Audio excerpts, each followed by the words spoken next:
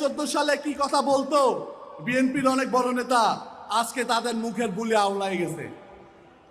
তারা এখন ভিন্ন কথা বলছে, কারণ ক্ষমতার যে নেশা, এটা বড়ই পাগল নেশা।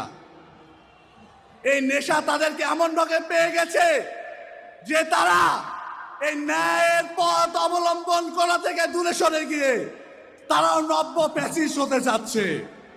আমরা তাদেরকে হুঁশিয়ারি উচ্চারণ করতে চাই, যদি ইনসাফের পক্ষে অবস্থান নিতে না পারেন, আগামীর আসন্ন নির্বাচনে জনগণ তাদের ব্যালটে আপনাদের সমুচিত জবাব দিবে ইনশাআল্লাহ।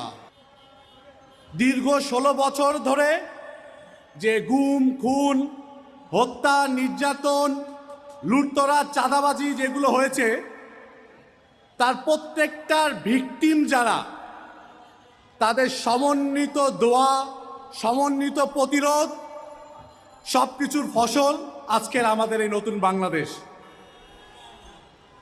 এই বাংলাদেশ গড়ে তোলার পিছনে আমরা যদি সে সকল বর্দে মুজাহিদদেরকে ভুলে যাই, আমরা বেঈমান হিসেবে প্রতীয়মান হব।